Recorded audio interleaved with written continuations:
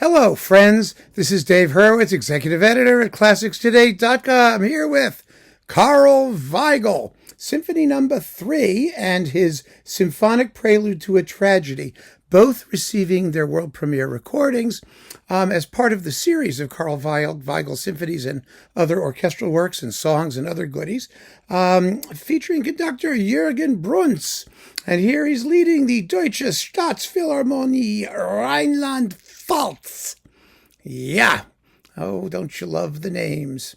Well, I guess that's where they are. The State Philharmonic of Rheinland-Pfalz, and they're German. So there you go.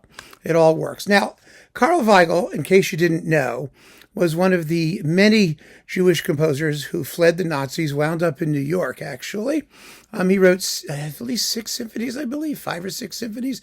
Bis has recorded a couple. They're doing a series. Some of them are quite good. You can see reviews over at ClassicsToday.com. This one, I don't think, quite frankly, is necessarily one of the better releases in this pile. Not because the orchestra sounds lovely, the sonics are very good. The performance, I think, really does what the music is supposed to do. The problem is the music. And really, I feel bad about that. I do, because Weigl never lived to hear either of these works. Neither the symphony nor the Symphonic Prelude to a Tragedy. The symphony dates from 1931, the Symphonic Prelude to a Tragedy, 1933, which was definitely a year of tragedy when the Nazis came to power, and Weigl wound up having to leave the country. And I like I said, well, let me put it to you this way. We have this sort of mythology about composers. There are some amazing things that happen with composers. Handel writes the Messiah in 25 minutes. Mahler writes his Ninth Symphony and Das Lied von der Erde, never hears them. And they are 2 of the most miraculously scored pieces of music in the history of humanity. I mean, we see this, Beethoven was deaf. I mean, there are amazing things that happen all the time in the world of the arts when you're dealing with shattering geniuses. Was Weigl a shattering genius? Well, no, not exactly. He was a good, solid composer who wrote some terrific music, but he never heard these works. And you have to ask yourself, once you get done listening to them, if he had heard them, what would he have done? Would he have made changes? Would he have done edits? I think he probably would have, because I think some of the weaknesses are rather obvious. Now, Weigl's style, people say, well, it's kind of like Mahler, kind of like Franz Schmidt. Well, it is kind of like Franz Schmidt, and that, there's a whole bunch of composers who all sort of sound like each other. The fin de siècle tonal school.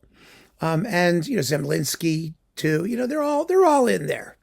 And they have certain similarities. It doesn't sound like Mahler. Maybe a little bit like Bruckner here and there. I mean, the slow movement has a theme in it. Da da da da da. It sounds an awful lot like the end of the Adagio of Bruckner's Eighth, and other similar things. But essentially, it doesn't sound like anybody else other than that group. And you can't put your finger on it and say, aha, that's Weigl, the way you can with some of these other people. The fact is, the symphony is too long.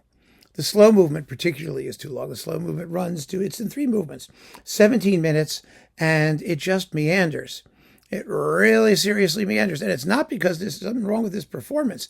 I mean, it's marked Adagio, and they take it at a nice flowing Adagio. The first movement is 16 minutes long. It's marked Allegro molto. Well, as is typical with music in this style, it doesn't stay Allegro molto for long. It starts with a sort of thumpy, grindy thing. And then there's some wonderful writing for the horns. There's wonderful writing for the horns throughout this whole symphony, hunting horn type writing. And it's very pastoral. There's bird song, obviously stylized bird song. Nature is a big influence in this symphony, but it doesn't quite hold together the way you kind of wish it would. So the first movement goes on for 16 minutes, then the slow movement is 17, then the finale's okay. It's like 12, and it's got more horn stuff and a big climax at the end, and that's quite satisfying. And as I said, the performance is really lovely. Very lovely. Now, the Prelude to a Tragedy, or whatever this thing is called, the Symphonic Prelude to a Tragedy, yes. There is anything, it's 10 minutes long. There is nothing even vaguely tragic about it. except maybe the tam-tam swat towards the beginning. It does sort of gurgle a bit at the beginning and sound kind of dark, but then it perks up and it just chugs along in a blandly pleasant way until we get to the end. And so I can't really fault the composer for not being a flaming genius who could write fabulously orchestrated works that sound amazing the first time they're ever played without him having heard them. I don't think the problem actually is the orchestration. He's a very good orchestrator. The problem is structural. The problem is the length of the movements and also the emotional range. There's sort of herky-jerky, stop and go kind of quality to the music. And he's done better because fortunately we have excellent recordings of symphonies like 5 and 6, and the first is in this series and all that. And he may not have heard all those either, but he might also have just gotten better as he got older. I can't really put my finger on it, but this is not the best of him. It's interesting. If you're collecting Weigl, of course, you're going to want to hear it. I do recommend that you give it a shot and see what you think, but not give Weigl a shot, not necessarily this.